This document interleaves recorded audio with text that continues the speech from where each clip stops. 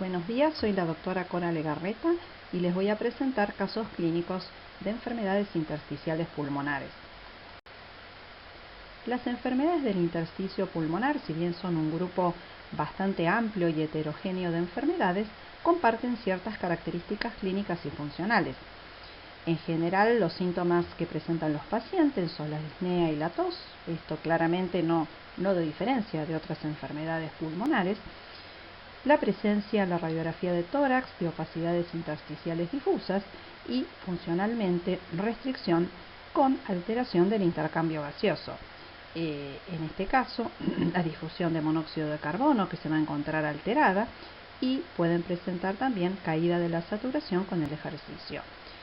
Una prueba muy sencilla de realizar es la prueba de marcha de 6 minutos, donde el paciente camina la máxima distancia posible a lo largo de un pasillo recto de 30 metros durante 6 minutos y se va monitoreando la saturación de oxígeno y la frecuencia cardíaca. Si el compromiso parenquimatoso es importante, en general se puede observar una caída de la saturación durante esta prueba.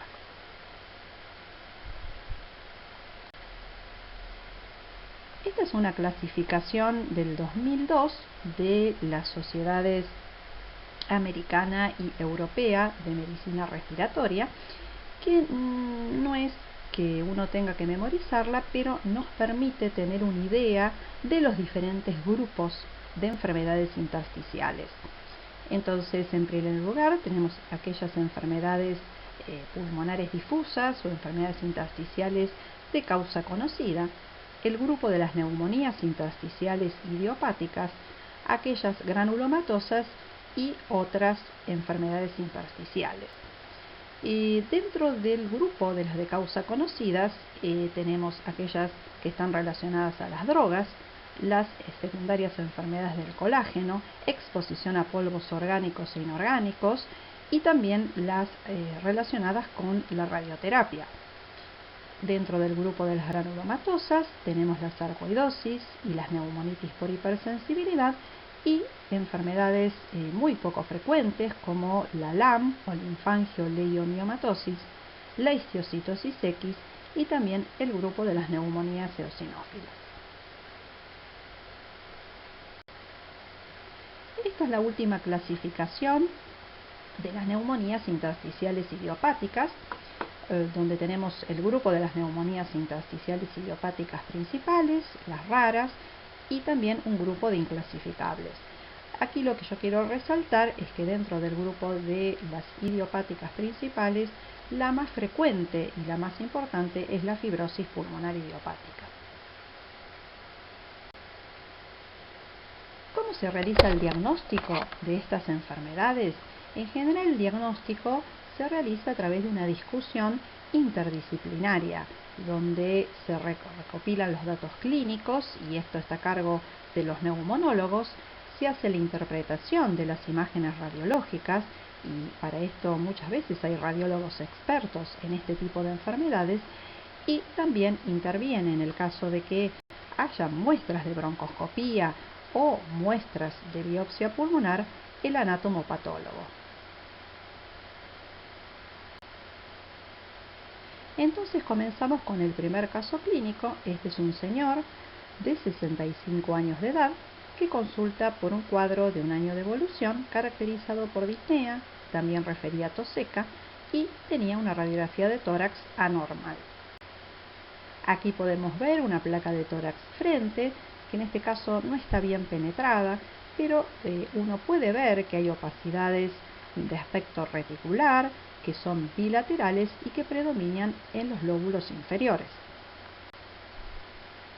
Entonces, ¿qué es importante del interrogatorio? Entonces, tenemos este paciente con esas características clínicas, esa radiografía.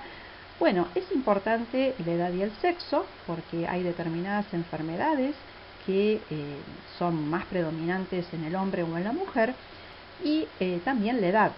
Hay enfermedades que ocurren a edades mayores y a otras edades más tempranas. Por ejemplo, en general, muchas enfermedades del colágeno pueden a veces manifestarse inicialmente con la enfermedad intersticial y posteriormente aparecer los otros síntomas de la enfermedad del colágeno, y en general esto ocurre predominantemente en mujeres jóvenes. Por otro lado, la fibrosis pulmonar idiopática es una enfermedad que predomina en el sexo masculino y que aparece a partir o después de los 60 años. Entonces, por eso la edad y el sexo son importantes. ¿Es importante el antecedente de tabaquismo? Sí, es importante. Hay algunas de ellas, como la bronquiolitis respiratoria, la neumonía descamativa, que son variantes del grupo de las idiopáticas, están relacionadas con el tabaco. La histiocytosis X también es otra enfermedad que característicamente presenta en las imágenes nódulos y también presenta imágenes quísticas, que también ocurre en hombres jóvenes y está relacionada con el tabaco. Por eso el antecedente del tabaquismo también es importante. También es importante si hay alguna enfermedad reumatológica evidente, si el paciente tiene ya una enfermedad del colágeno definida, bueno, entonces es más fácil adjudicar la enfermedad intersticial a la enfermedad del colágeno. Y desde ya que hay que descartar patología infecciosa, es decir, pacientes que tienen VIH, en primer lugar hay que considerar la posibilidad de alguna enfermedad infecciosa. El consumo de medicamentos es muy importante, hay muchas drogas que pueden producir toxicidad pulmonar, desde inmunosupresores como el metotrexatel, inclusive la ciclofosfamida, que también se usa muchas veces para tratar esta enfermedad, están reportadas de producir este tipo de enfermedades. Antiarrítmicos, el uso de la amiodarona, que puede dar también neumonitis intersticial. También es importante interrogar todas las exposiciones laborales y ambientales, no solamente en el ámbito de trabajo, sino también a nivel doméstico, inclusive los hobbies, porque hay muchas entidades que pueden estar relacionadas con este tipo de exposición, por ejemplo la silicosis, por ejemplo la asbestosis, que dan compromiso pulmonar difuso, y muchas otras. También es importante si hay antecedentes familiares de enfermedades pulmonares. Hay grupos de familias que pueden tener asociación con distintas enfermedades intersticiales, como la fibrosis pulmonar idiopática familiar, que es algo que hay que siempre interrogar. También es importante si el paciente ha recibido radioterapia por la neumonitis radiógena o ha recibido, como mencionamos, quimioterapia, porque, como habíamos dicho, algunas de estas drogas pueden producir toxicidad pulmonar. Luego del interrogatorio, en el examen físico, es muy importante, por un lado, buscar hallazgos característicos de enfermedad intersticial pulmonar. Por ejemplo, la presencia de rales crepitantes secos tipo velcro es muy característica. Si uno tiene un paciente como el que estábamos mostrando, este hombre que tenía disnea, que tenía tos, que tenía esta radiología anormal, si uno oculta rales velcro, el paciente tiene seguro y con seguridad una enfermedad intersticial pulmonar. Después habrá que ver de cuál se trata. Y muchas veces puede presentarse también hipocratismo digital. Por otro lado, también es importante buscar hallazgos característicos de alguna enfermedad sistémica. Si el paciente tiene artritis, si se queja de artralgias, si hay endurecimiento cutáneo, como puede pasar en la esclerodermia, fenómeno de Raynaud, como pasa principalmente en la esclerodermia, telangiectasias, uveitis y eritema nudoso, estos últimos dos que pueden estar presentes también en la sarcoidosis. Volviendo al caso clínico, entonces dijimos que era un hombre. ¿Qué datos importantes surgen del interrogatorio? Que había sido fumador de 30 paquetes año, que era hipertenso y tomaba losartán, 50 miligramos por día. El losartán no produce enfermedad intersticial, y a la auscultación se escuchaban rales velcro en las bases pulmonares, y también tenía hipocratismo digital. ¿Cuáles eran las pruebas de función pulmonar de este paciente? Bueno, a todos los pacientes simultáneamente uno, además de todo el examen clínico, el interrogatorio, los antecedentes y la radiografía de tórax, les pide un estudio funcional completo que en general incluye espirometría, volúmenes pulmonares, difusión de monóxido de carbono y una prueba de marcha de 6 minutos. Y también se pide una tomografía computada de alta resolución, como después vamos a ver.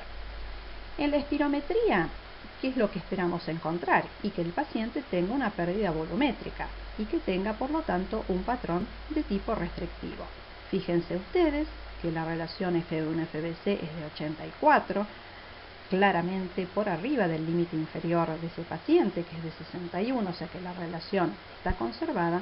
La capacidad vital forzada es de 2 litros 52, que es un 64%, está reducida claramente, y el volumen expiratorio forzado en el primer segundo tiene 2 litros 13, que es un 74%, ambos también disminuidos. Entonces tenemos una espirometría con una relación FB1-FBC conservada, capacidad vital baja, o sea, un patrón de tipo restrictivo, una probable restricción que habrá que confirmar con los volúmenes pulmonares.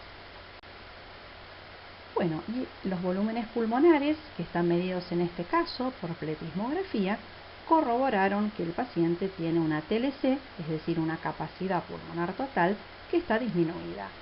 El paciente tiene 3 litros 72, que es un 57%, y si a alguien le queda dudas que esté disminuida, fíjense que el límite inferior para este paciente es de 5 litros 19 y tiene 3 litros 72. Entonces, la capacidad pulmonar total disminuida indica que hay restricción. Y aquí tenemos la medición de la difusión de monóxido de carbono, que en este caso también el paciente presenta un 38% del valor teórico, es de 10.78 en este caso, mililitros por minuto por milímetro de mercurio, que está reflejando la alteración del intercambio gaseoso. Y en este caso también se realizó una prueba de marcha de 6 minutos. En esta prueba lo que se le pide al paciente es que camine lo máximo que pueda durante 6 minutos. Se permite que el paciente pueda parar si tiene que descansar o siente algún síntoma, digamos que lo esté limitando.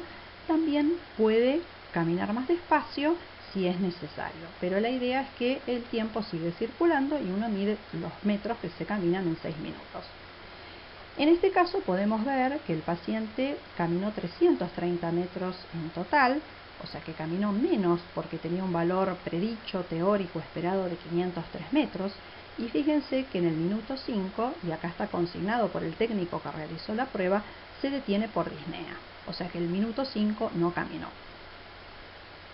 Y también otra cosa que se observa es que hay una desaturación significativa durante la marcha. El paciente tiene un valor basal, es decir, antes de empezar a caminar, de 94%, que tampoco es un valor esperable, es un valor que ya, digamos, basalmente está algo reducido, y desatura a 87%. Bueno, y estas otras escalas son las escalas de Borg, que se aplica para la sensación de disnea que tiene el paciente. También se le aplica para la sensación de cansancio, de fatiga de miembros inferiores.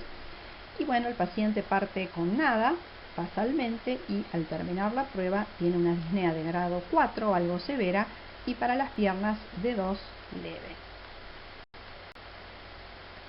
En resumen, entonces hablamos de un paciente de sexo masculino de 65 años de edad, que fue fumador de 30 paquetes año, que se le adjuntan rales velcro en las bases pulmonares, que tiene hipogratismo digital, que funcionalmente tiene restricción, con una difusión de monóxido de carbono reducida y de saturación en la marcha. Y que por lo que le interrogamos no hay evidencias de una enfermedad sistémica como colagenopatías, como sarcoidosis, no tenía exposición laboral o ambiental evidente, no tomaba ninguna medicación que pueda provocar una enfermedad intersticial de este tipo. Entonces la pregunta es, bueno, entonces, ¿qué enfermedad tiene este paciente con esos datos clínicos? Y bueno, es probable que tenga una neumonía intersticial idiopática, porque no encontramos algo que lo justifique. Entonces, el próximo paso, que como yo les decía, uno lo pide en la primera consulta, pero bueno, ahora sí tenemos que analizar la tomografía computada de tórax de alta resolución. ¿Para qué? Para ver si tiene un patrón de neumonía intersticial usual o, en este contexto clínico que hablamos, si tiene algún otro tipo de alteración.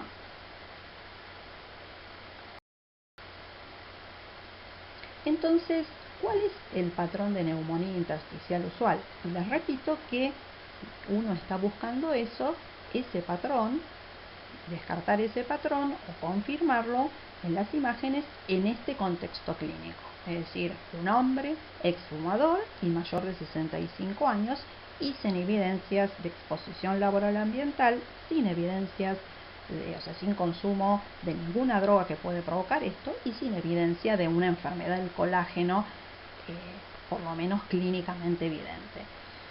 Entonces, este patrón tiene las siguientes características. Como observamos en la tomografía, podemos ver que hay un patrón de aspecto reticular, que es periférico, subpleural.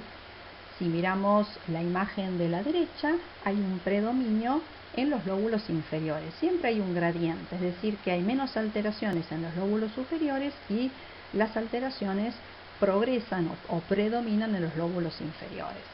También podemos encontrar imágenes de bronquiectasias por tracción y focos de panalización como muestran las flechas negras. Entonces, esta es una tomografía con un patrón de neumonía intersticial usual característico y, como figura en el último renglón, no tiene que tener características que sean inconsistentes con este patrón o que indiquen un diagnóstico alternativo. ¿Y cuáles podrían ser, por ejemplo, esas características inconsistentes? O diagnóstico alternativo que nos hacen pensar en otra enfermedad diferente.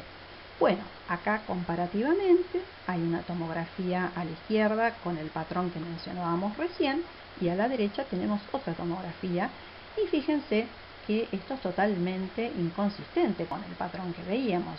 Acá hay acierto respeto de las regiones subpleurales, de ninguna manera hay panalización ni un componente reticular y sí hay opacidades en el vidrio esmerilado.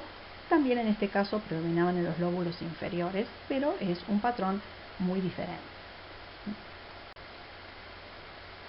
O, por ejemplo, este otro patrón, donde lo que se observan, y si lo comparamos con el patrón de neumonía usual, es totalmente diferente. Acá lo que se observan son áreas de consolidación con algunas otras tenues de vidrio esmerilado y que además predominan en los lóbulos superiores. Acá hay un solo corte, pero bueno, realmente predominaban en ese sector. Así que esta es una tomografía muy diferente de la que vemos en el recuadro de la izquierda.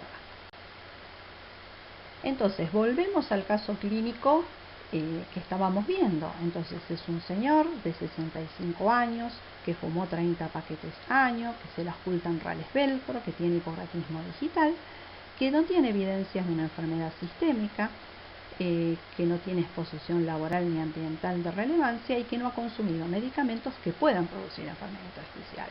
Si a todo este contexto clínico le sumamos una tomografía computada de alta resolución que nos muestra un patrón característico de neumonía intersticial usual, como acabamos de ver, el diagnóstico en este caso es clínico y radiológico y es de fibrosis pulmonar idiopática.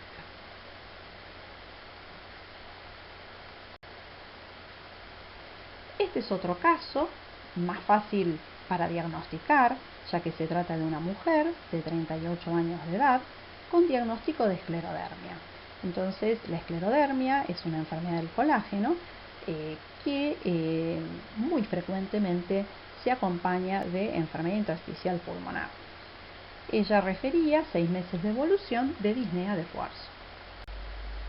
Acá tengo algunas imágenes tomográficas donde lo que observamos es en los sectores posteriores opacidades tenues en vidrio esmerilado y probablemente también aquí en el sector anterior hacia adelante algunas opacidades más tenues. Aquí tenemos un corte también parecido donde se observan opacidades en vidrio esmerilado, bilaterales en los sectores posteriores. Y otra característica que está aquí resaltada, la dilatación esofágica, que es algo bastante típico de la esclerodermia por el compromiso esofágico que da la enfermedad. Entonces, ¿Qué diagnóstico tenemos en este caso de esta enfermedad intersticial? Bueno, en este caso es más fácil probablemente que el anterior, ya que la señora de 38 años tenía diagnóstico de esclerodermia y, bueno, ante la presencia de una enfermedad intersticial, el diagnóstico es de enfermedad intersticial asociada a esclerodermia y no es necesario en este caso hacer otro método diagnóstico para poder ver de qué enfermedad se trata. Un caso parecido de una mujer de 69 años con diagnóstico de síndrome de Sjögren que presenta tos y disnea de esfuerzo. Aquí podemos ver la tomografía de tórax de la paciente, donde se observan extensas áreas de panalización. Aquí podemos ver cambios similares y aquí mucho más pronunciados en los lóbulos inferiores.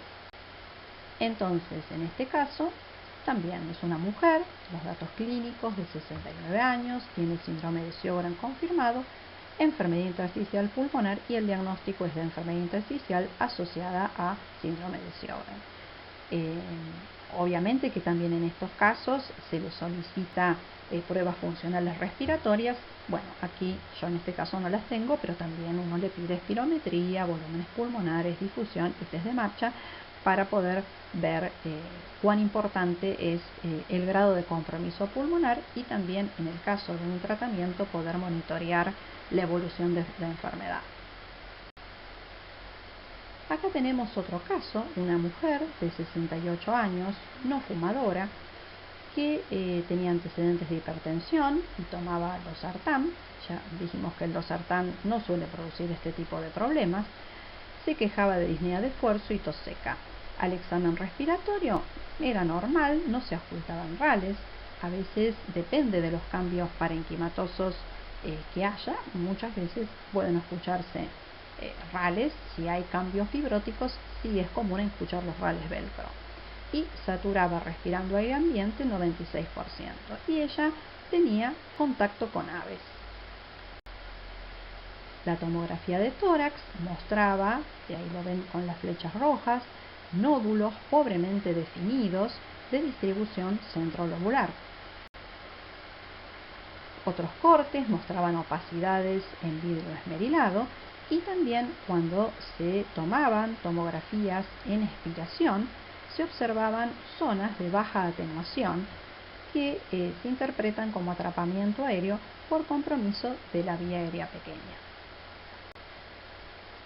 Entonces, reuniendo dos condiciones, como es una paciente que tiene una historia positiva de exposición a un alérgeno conocido, en este caso tenía contacto importante con aves, con un patrón tomográfico que en este caso es típico, la presencia de nódulos centrolobulillares, opacidades difusas en vidrio esmerilado y áreas de atrapamiento aéreo en la tomografía en expiración.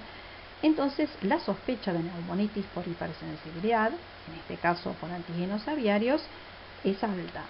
Y en este caso es de utilidad solicitar un lavado broncoalveolar para analizar el patrón celular. Entonces, a esta paciente se le realizó una fibrobroncoscopía con lavado broncoalveolar y biopsia transbronquial.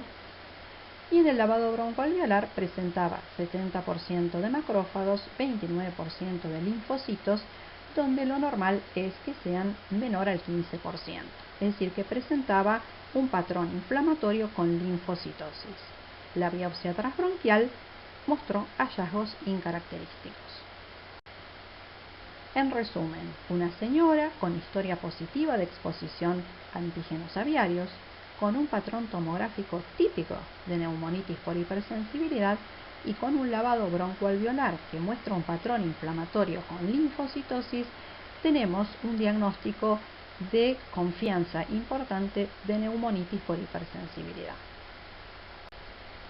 En este caso puntual se realizó de todas maneras una biopsia pulmonar videotoracoscópica, que les paso a detallar.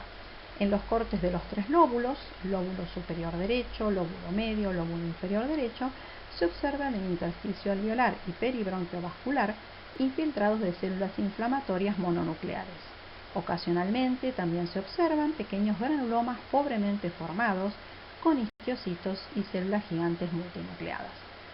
Entonces el diagnóstico es de neumonitis intersticial celular con formación de granulomas y las alteraciones son vinculables a neumonitis por hipersensibilidad. La biopsia quirúrgica en este caso nos da el diagnóstico de certeza. Bueno, cabe aclarar que el compromiso de la vía aérea pequeña es muy característico de la neumonitis por hipersensibilidad. Esto podemos verlo, como habíamos mencionado, cuando se hacía una tomografía de tórax en expiración, donde se ven esas áreas de atrapamiento aéreo, y en el caso de la observación en la biopsia de pulmón del compromiso peribronquiolar. Además, la neumonitis por hipersensibilidad suele formar granulomas y, como dice acá, generalmente pobremente formados, es bastante característico. Bueno, y aquí finalizamos con algunas referencias bibliográficas si quieren completar la información. Muchas gracias.